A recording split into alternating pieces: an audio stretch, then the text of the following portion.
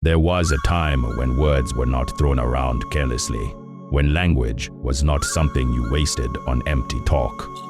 When the elders spoke, they did not speak long. They spoke in short, sharp sentences that carried the weight of centuries.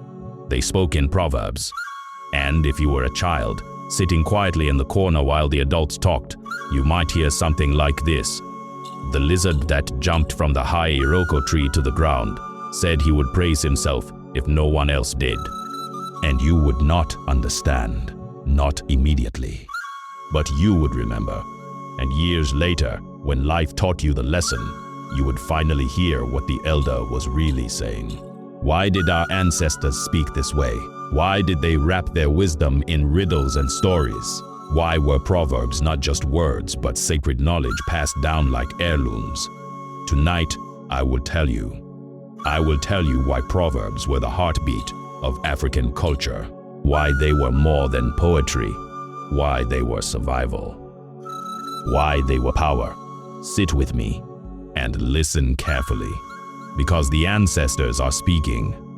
Across the length and breadth of Africa, from the Ashanti of Ghana to the Igbo of Nigeria, from the Swahili coast to the Zulu plains, from the Maasai of Kenya to the Shona of Zimbabwe, proverbs were everywhere. They were in the marketplace, in the chief's court, in the compound at night, in the words of the grandmother correcting her grandchild. Proverbs were not decoration. They were not entertainment. They were the way knowledge was stored, protected, and passed down. In societies where most people did not read or write, where there were no books or schools as we know them today, proverbs became the library. They became the textbook. They became the Constitution. An elder who knew many proverbs was respected. A young person who could understand and use proverbs wisely was considered intelligent, and a fool was not someone who could not read.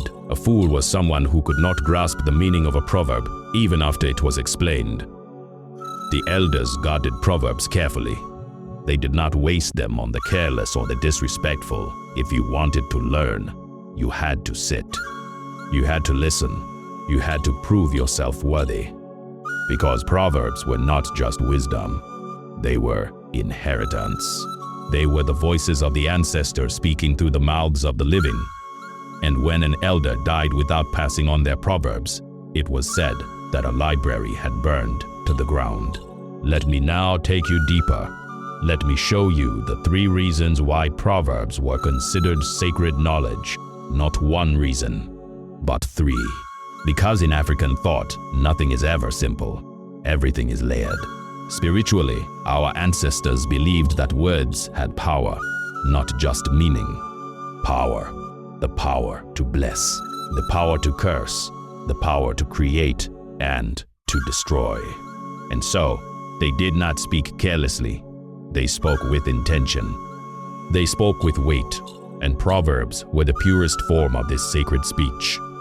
A proverb was not invented by one person. It was distilled over generations. It was tested by time. It was approved by the ancestors. And so, when you spoke a proverb, you were not just speaking your own words. You were speaking the words of those who came before.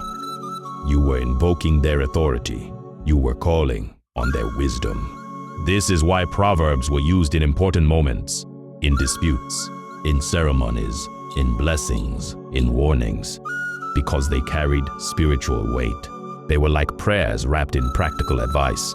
If an elder told you, a single hand cannot tie a bundle, they were not just giving you a tip about teamwork. They were reminding you of a truth that the ancestors had confirmed through centuries of living. They were speaking from the realm where the seen and the unseen meet. And because of this, to disrespect a proverb was to disrespect the ancestors themselves. To ignore the lesson inside a proverb was to close your ears to the guidance of those who had walked the earth before you. It was spiritual rebellion, and the consequences, the elders warned, were real, culturally. But proverbs were not only spiritual. They were also the glue that held the culture together. They were the way values were taught, the way morals were reinforced, the way the next generation was shaped. In a world where there were no written laws, proverbs became the law. They told you how to behave, how to treat your neighbor, how to handle conflict, how to carry yourself with dignity. And because they were spoken by everyone, from the chief to the farmer, they created a shared understanding, a common language of right and wrong. When a young man was about to marry, the elders would sit him down and speak in proverbs. He who does not look ahead remains behind. Translation: plan wisely. Think before you act. Marriage is not just about today. It is about tomorrow and the day after. When a woman was caught gossiping, an elder might say, "The mouth that eats salt should not talk about the sea." Meaning, if you have benefited from someone, do not turn around and speak badly of them. Gratitude is a debt you must pay with silence if you have nothing good to say. Proverbs were the shortcuts to wisdom.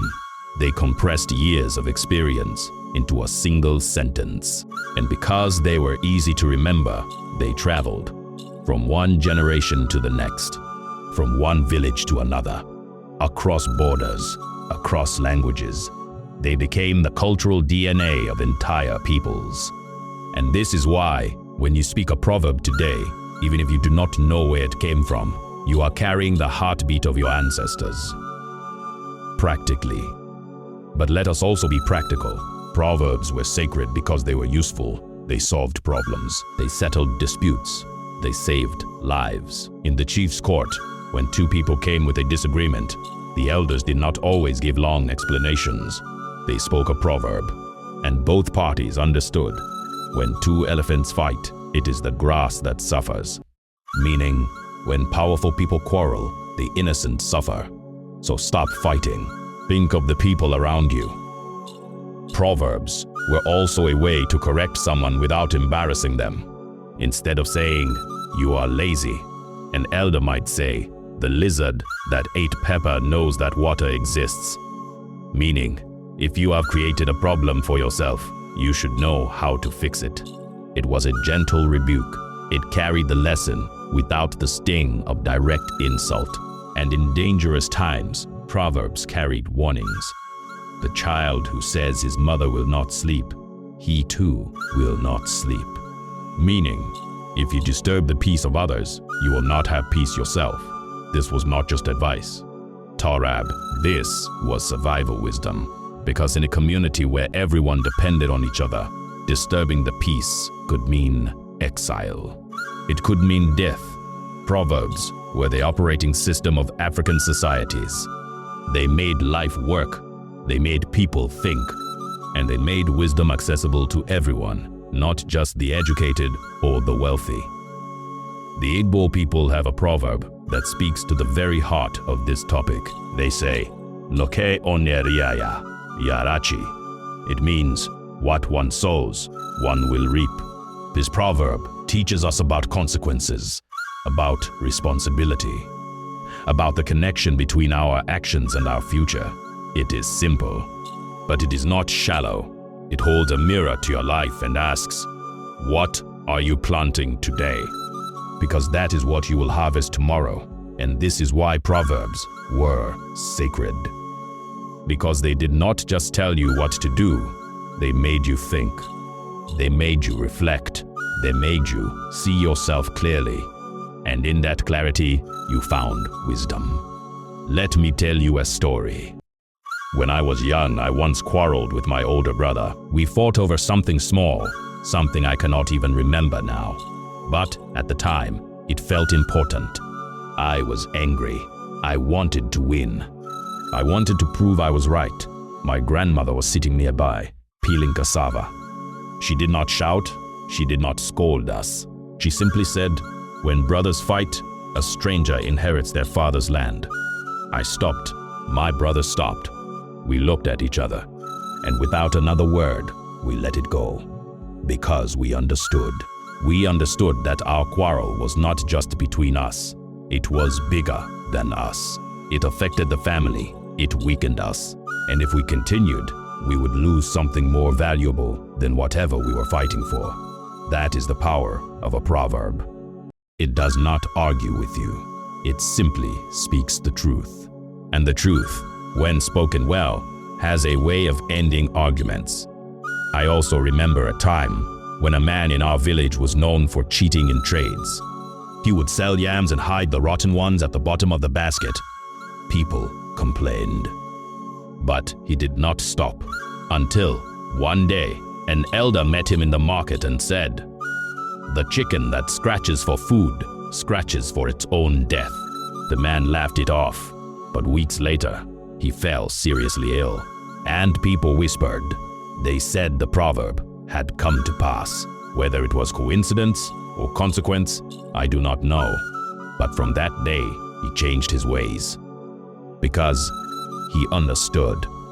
Proverbs were not just words. They were warnings from those who knew. Today, proverbs are still spoken in villages, in cities, in homes. But their sacredness is fading. We live in a world where information is fast, where answers are instant, where Google can tell you anything in seconds. And so, the patience required to sit with the proverb, to unpack it, to live with it until it reveals its meaning, is becoming rare. Some young people hear proverbs and roll their eyes. They think it is old-fashioned. They think it is unnecessary. They want direct answers, clear instructions, no riddles, no stories. And I understand. The world has changed. We do not have the time we once had. We do not live in villages where elders sit under trees and speak in parables all evening. We live in cities where speed is survival. But I wonder, in our rush to move forward, have we left something valuable behind? Have we lost the art of deep thinking, the art of reflection, the art of listening not just to words, but to the wisdom beneath them? Proverbs are still being used today, in speeches, in songs, in social media posts. But often, they are used without understanding. They are used as decoration, as clever lines. But the depth, the sacredness, the reverence for what they represent is slipping away. And yet, in some places, in some homes, the tradition survives. There are still grandmothers who speak in proverbs. There are still fathers who correct their children not with lectures, but with a single sentence that carries the weight of generations. And in those homes, you can still feel it, the connection to something ancient, something unbroken. Perhaps what we need is not to abandon proverbs, but to remember why they were sacred, to treat them not as relics of the past, but as tools for the present, to understand that wisdom does not age. It only waits patiently for those who are ready to listen. So, as I close this story, I want you to think about something. Our ancestors did not have degrees. They did not have universities. They did not have libraries filled with books. But they were not ignorant. They were not lost. They had proverbs, and in those proverbs, they carried the entire history of their people, the failures, the victories, the lessons learned in blood and sweat and tears. Proverbs were sacred because they were survival, because they were identity, because they were the bridge between the dead and the living. And when you speak a proverb today, you are not just repeating words. You are continuing a conversation that began thousands of years ago. We live in a time where we are told to speak plainly, to get to the point, to avoid confusion. And there is value in that. But there is also value in mystery, in depth, in allowing wisdom to unfold slowly, like a seed breaking through soil. The elders knew this, and they trusted us, the children, to one day understand. They trusted that when life beat us down, when we faced hardship, when we stood at a crossroads, not knowing which way to turn, we would remember. We would remember the proverb, and in that memory, we would find the answer. The question is not whether proverbs are still relevant. The question is whether we are still listening. Now, I ask you, do you remember a proverb your grandmother or grandfather told you? A proverb that stayed with you? A proverb that, years later, finally made sense? Share it in the comments. Tell me what it means. Tell me how it shaped you. Because these proverbs, these sacred words, they are not meant to die with us. They are meant to travel, to live, to guide the next generation the way they guided us. And if this story touched you, if it reminded you of something you once knew, follow Roots of Africa. We are here to keep the wisdom alive, to honor the elders, to remember the proverbs, to speak the language of the ancestors. Until we meet again, may your words carry weight. May your tongue speak truth, and may the proverbs of your people live forever on your lips. Sai Gobe.